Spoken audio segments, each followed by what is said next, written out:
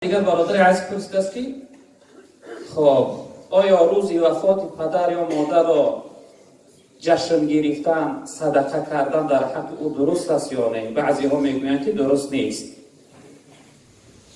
خب روزی وفات پدر یا اینکه روزی وفات مادر یا اینکه هر روز باشه برادران عزیز، شرط نیست که فقط روزی وفات شد. کدام روز در حق پدر و مادر صدقه کنی ثوابش به اونها را میرسه. اعتقاد اهل سنت و الجماعه یعنی که در این هست که انسانیت بعد از گذشتن پدرش یا اینکه مادرش هر نوع صدقه یک میکنه، چی نوع صدقه باشه در حق پدر و مادر صدقه کنه براش درست است، چون که حدیث جناب پیغمبر صلی الله علیه و سلم است. پیغمبر بزرگوار گفتند اذا مات ابن آدم انقطع عمله الا من ثلاث. تا وقتی که انسان بندگی کرد وفات کرد، خداوند نامه اعمال او را محکم میکنه. یعنی نامه اعمالی که ما هر عملی کنیم به اون نوشته میشود. وقتی انسان وفات کرد، اون نامه اعمالی که در اون نوشته میگیره، یعنی ثواب و گناه، اون محکم میشود. جناب پیغمبر گفتند مگر از سه گروه انسان خداوند نامه اعمالش محکم نمیکنه. اینها کی هستند؟ این انسان‌های خوشبخت.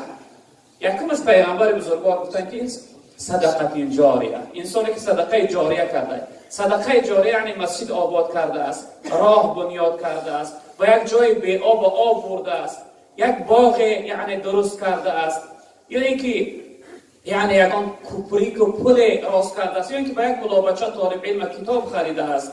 تا وقتی که همون چیزش هست مردم استفاده میبرن، این را صدقه جاریه گفته میشه. اگرچه بعد سر این انسان هم باشه، ثواب او در نامه اعمال شخصیت نوشته میشه. دویمش پیغمبر بزرگوار گفتند او علم ينتفع به، یا اینکه علمی که منفعتش فایدهش مردم برده باشه. یک عالمی هست که کتاب نوشته است، کتابش مردم میخوانن استفاده میبرن، یا اینکه یک عالم طالب علم شاگرد زیاد برآورده است، شاگردان در جمعیت خدمت میکنه. تا وقتی که یعنی اثر علم او در جامعه هست، ثواب یعنی اون تعلیم شاگردهاش و کتابهاش در نامه اعمال عالم هم نوشته میشود. سیمش پیغمبر بزرگوار گفتند که ولد صالح یدعو له، انسانی که فرزند صالح از خودش در دنیا باقی گذاشته است. یعنی فرزندش یک فرزندی با آداب و با خوش اخلاق تربیت کرده است که در جامعه خدمت میکنه. و هر کس باشه، چی دکتر است، چی مدرسه هست، چی اینکه یعنی که رئیس سردار است، یا قاری بچه است، یا طالب علم است، یعنی فرزندش یک کسب و هنر داره، خدمت این فرزند در خلق خدا میرسه. تا وقتی که فرزندش یعنی در جامعه خدمتگار، ثواب عملهای نیک فرزندش خداوند در نامه اعمال پدر و مادر نوشته میکنه. و همین خاطر هر روزی که اگر انسان یعنی که در حق پدر و مادرش صدقه کنه، درست است برادران عزیز.